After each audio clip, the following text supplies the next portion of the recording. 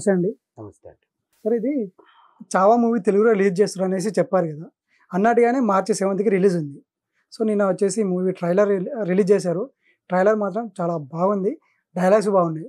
కాకుండా ఏందంటే మన ఒక వాయిస్ ఓవర్ మాత్రం అంత బాగాలేదు అనేసి అన్నారు. ఈ వాయిస్ ఓవర్ ఏమన్నా ఎఫెక్ట్ పడుతుందంటారా మూవీ మీద?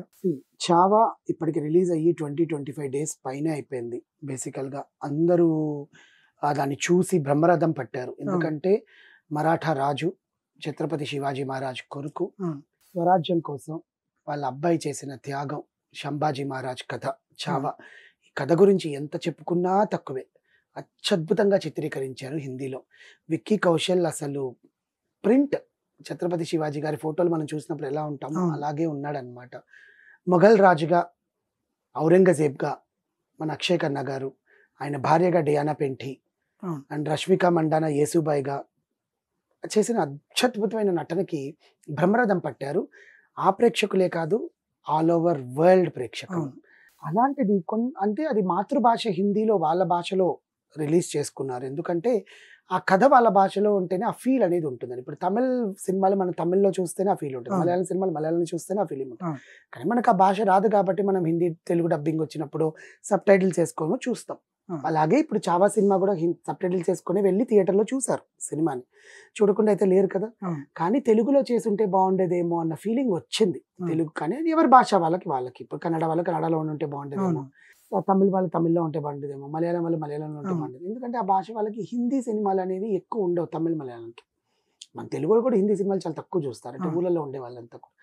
అలాంటిది తెలుగు వాళ్ళ కోసం ఆ సినిమాని గీతా ఆర్ట్స్ వాళ్ళు, మన బన్నీవాస్ ప్రొడ్యూసర్ గారు వెళ్ళి రైట్స్ కొనుక్కున్నారు 1 వీక్ ముందు.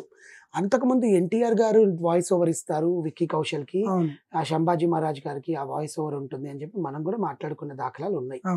కానీ ఎన్టీఆర్ గారు వాయిస్ ఓవర్ ఇవ్వాలంటే సినిమా 7 డేస్ అయింది తీసుకొని, వాళ్ళు కొనుక్కొని 7 డేస్లో వచ్చి ఎలా ఎన్టీఆర్ డబ్బింగ్ చెప్తారు? ఇట్స్ ఇంపాసిబుల్ కదా. సో అందుకని చెప్పి ఎన్టీఆర్ వచ్చి డబ్బింగ్ చెప్పలేదు. దానికే బన్నీవాస్ గారు చెప్పారు, ఒకవేళ ఎన్టీఆర్ గారికి అవైలబుల్ ఉంటే మేము చెప్పించుండేవాళ్ళమండి, లేదా ఆయన వార్ 2 షూటింగ్లో బిజీగా ఉన్నారు, 1 వీక్లో ఆయన వచ్చి డబ్బింగ్ కంప్లీట్ చేయాలంటే కష్టమే కదా. సో అందుకని చెప్పి మేము లోకల్లో ఉండే డబ్బింగ్ వాళ్ళ మంచి నిపుణులు డబ్బింగ్ వాళ్ళ చేతనే చెప్పించాము అన్నారు. కానీ ట్రైలర్ చూసినప్పుడు ఆ వాయిస్ అనేది, ఆ బేస్ అనేది సరిపోలేదు విక్కీ కౌశల్కి అని అనుకున్నారు. కానీ బట్ థియేటర్లో చూసినప్పుడు ఏవైనా మనకు ఉంటుందేమో అనేది మనం చూడాలి. అంతేకాని ఏదో కొనేసాం కదా, తీసేసుకున్నాం కదా, చేసేస్తున్నాం కదా చెప్పని గీతా ఆర్ట్స్ వాళ్ళు ఎప్పుడూ చెయ్యరు. వాళ్ళు ప్రాపర్ ప్లానింగ్ లేకుండా ఏది చెయ్యరు. కాంతార సినిమా కూడా అలా ప్లానింగ్ చేసుకునే ప్రాఫిట్ సాధించింది తెలుగులో. ఇప్పుడు 'చావా' కూడా అంతే. తెలుగులో వాళ్ళు తీసిన విధానాన్ని బట్టి ఏదైతే తెలుగులో డైలాగ్స్ కూడా ఇంప్రూవ్ ఉంది యాక్చువల్గా. ఏదో మనకు మార్చి మన తెలుగు నేటివిటీకి కాకుండా ఖచ్చితంగా ఎత్తైతే రాజసం ఉన్న డైలాగ్స్ ఉంటాయో అలాగే పెట్టారని చెప్పి సమాచారం అందుతుంది.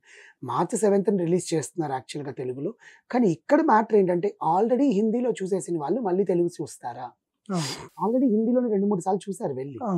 తెలుగులో చూస్తారా అంటే ఎస్ చూస్తారు. ఎందుకంటే తెలుగులో పిల్లలకి వాళ్ళకి ఛత్రపతి శివాజీ కొడుకు అంటే ఏంటి, సంభాజీ మహారాజ్ ఎవరు, ఇవన్నీ చూపించాలి, పిల్లలకి దగ్గర చేయాలి.